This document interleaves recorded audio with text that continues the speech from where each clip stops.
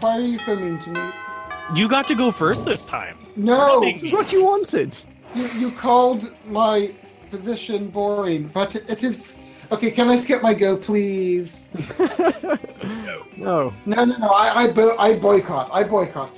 Cap being pontiff, you get to commune with Neil. Why do you think communing with Neil? Okay, fine, I'm just gonna go. What am I doing? I'm gonna go outdoors. I've been in class a bunch. We're going outdoors. I defy you.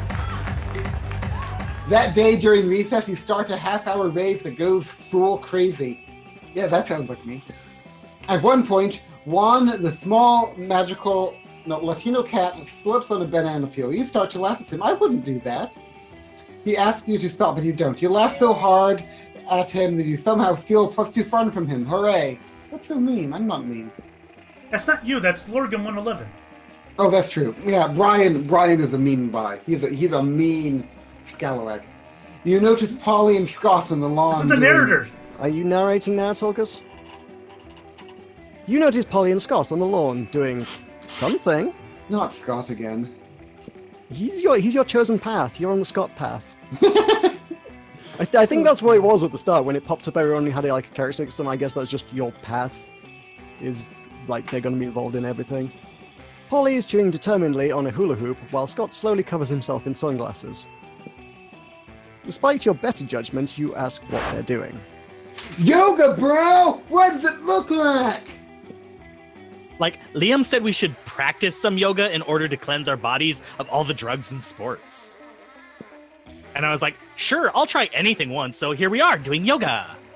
It seemed like a lot of work to look up yoga on the internet. So instead, we just made an educated guess based on... Actually nothing. Oh man, what if we're doing it wrong? Yeah, like, do you know anything about yoga? Do you have any tips for, like, how to do yoga the best? Okay. Deep mindful breathing. I'm going to say that deep mindful breathing isn't a thing. I mean, like, she's a ghost. You can't breathe if you're a ghost. You also can't wear yoga pants. Well, you can wear ghostly yoga pants. I mean, she is wearing clothes. Right. Yeah, Yeah, but yeah. are those not her death clothes or something? I don't know. mean, I don't know how ghosts work. on the other hand, do we really want to see Scott try to fit in yoga pants? And also, Well, duh. if the yoga pants are semi-see-through, would it not just be just completely see-through with her? I'm going to ignore that. I think I so broke we- a Tulkas. So we have... Oh dear, I need to... Okay, we got a Fixxxer. What do you think I should pick? Yoga pants. Okay. Oh! Or Tulkas. Yoga pants? Are those like pants made of yoga or pants that do yoga? Oh god, you broke him again. Like, no, silly. I think she means yoga pants. Like, yes. Oh, I'm great at panting. It's one of my top 5 skills. Watch me do it.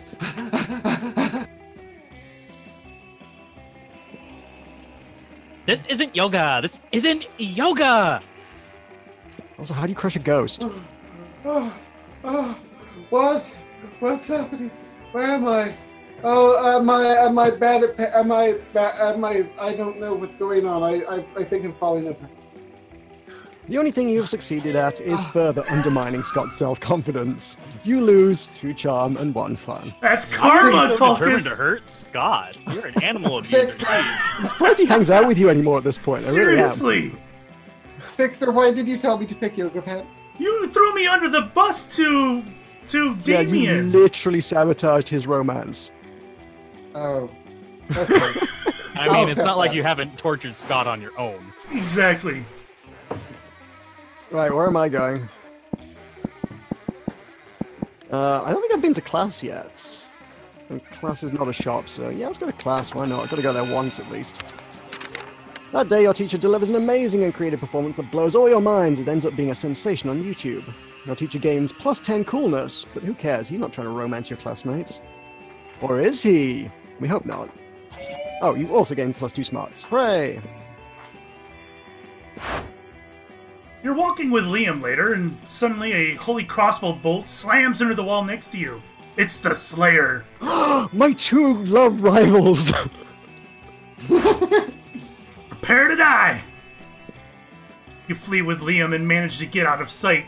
Now's the perfect time for you to hide while Liam turns into a bat. But he's not transforming. You ask him why the hell he's just standing there instead of changing. It just seems a little cliche, doesn't it? A vampire turning into a bat? Honestly, I'm over it. If I could turn into, for example, the concept of a bat, now, that would be a change worth making. You don't even know what that means.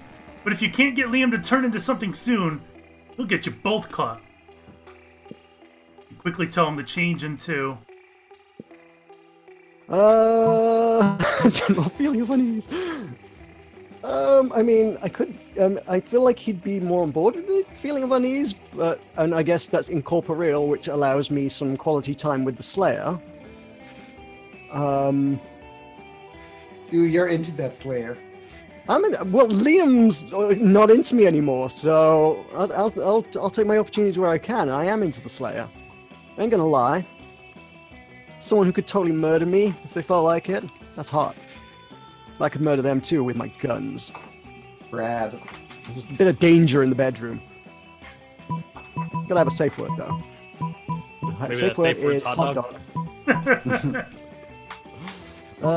General feeling of unease. Okay. I don't know if this is like the right option to romance Liam though at this point, so that could be wrong. Magnificent, the perfect balance of abstraction and practicality. I admit I have difficulty imagining the concept of a bat, but the general feeling of unease, why I experience that many times a day. Liam disappears in a poof of purple smoke. You don't know where he's gone, but you sure don't feel good about it. What's the matter? Do you have your shirt on inside out? Have all your friends just been pretending to like you? I hate you, Morocco. Suddenly the Slayer bursts in. She takes one step towards you, then stops. Why do I feel like I left my stove on when I left the house this morning? Shit! Slayer flees to check on her stove. Liam turns back into a vampire, and you immediately feel better.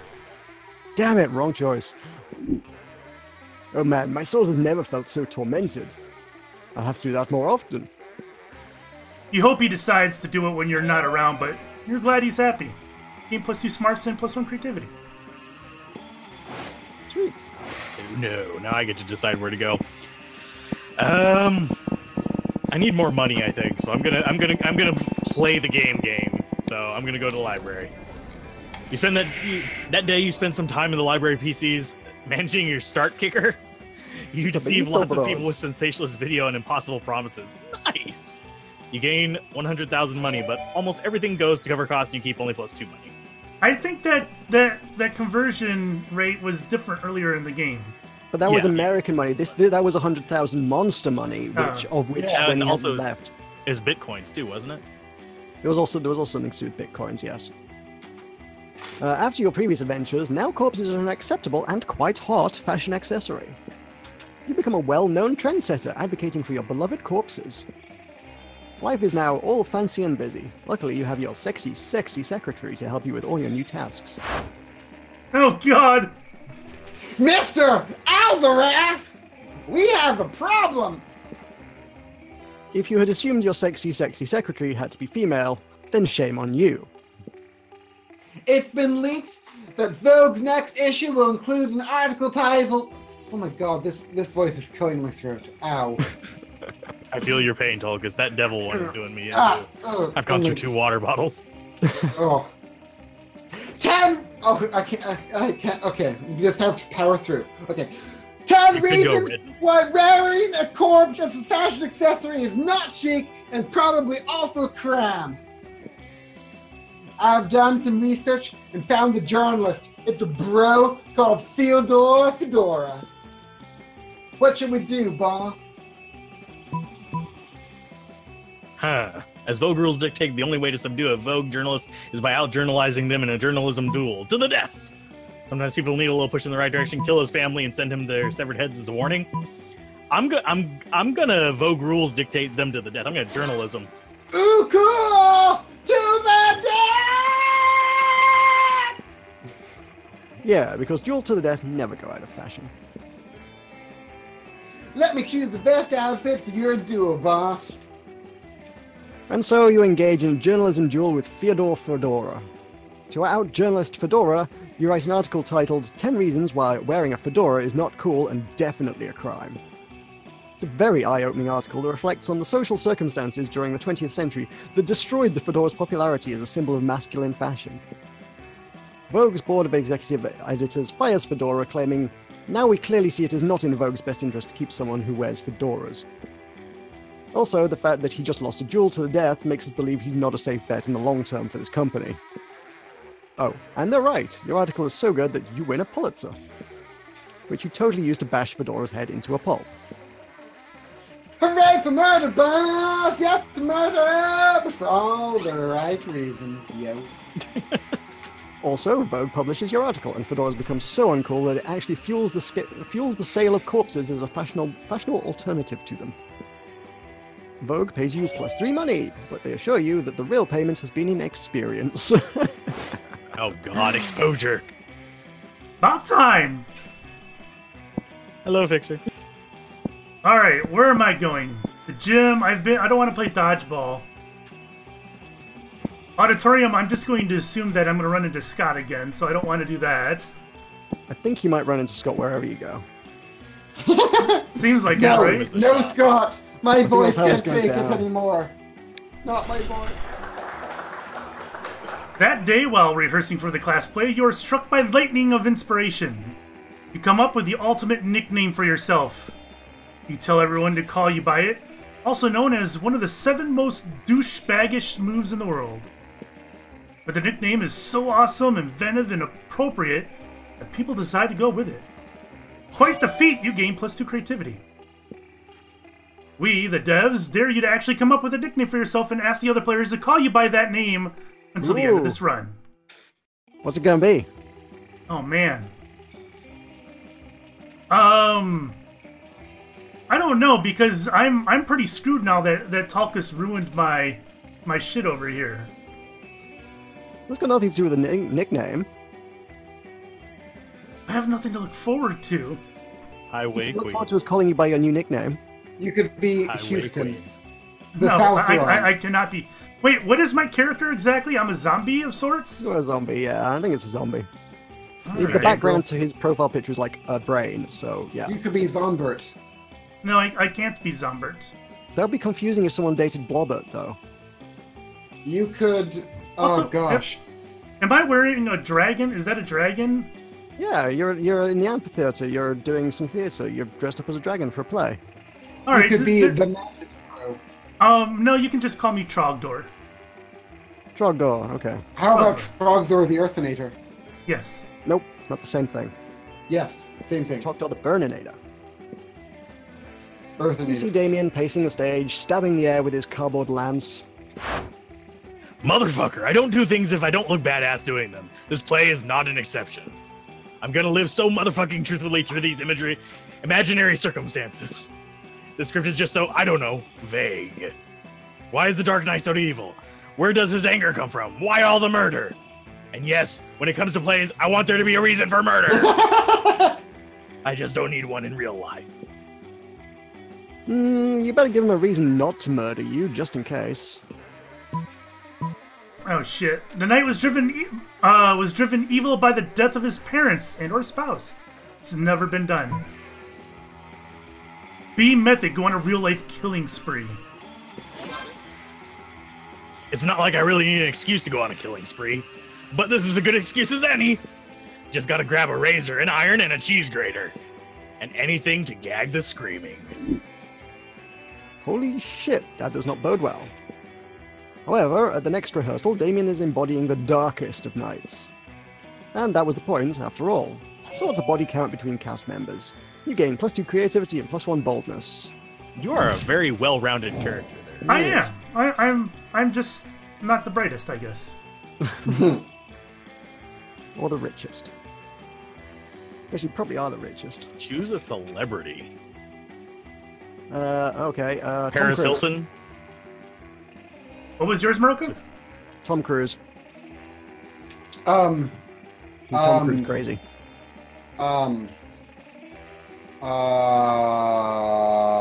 Fixxxer. I'm going with Paul Giamatti. It's called Trogdor now, remember? Yeah, and also Trogdor. Trogdor. Who do I be? Who am I? You are Snoop Dogg. Are you choosing Trogdor as your celebrity, or are you Ooh. what his celebrity should be? No. Okay, I choose Brian. Brian is a celebrity. At youtube.com/OregonOneLove. Okay, Fixxxer, what was yours? Paul Giamatti. Okay, Brian is totes the core. I mean, you know, he lives in Florida. Everyone goes to Florida to get in on that coke gang. Guys, I I think picked Tom Brian's- Cruise. Yeah, Tom Cruise is hands down already literally in a cult. freaking cult. So you get automatic first on that one. I think Brian's too smart to be in a cult. No, but he's like creepy and like, ooh, I'm Brian, ooh. I don't know who would be more likely to be in a cult between me and Fixxxer's choices, though. Paris Hilton does seem like a good one. Yeah, I'm gonna go with Paris Hilton in a second. No, come on. Brian is like the Tom Cruise of Let's Playing. Oh, No, he's not.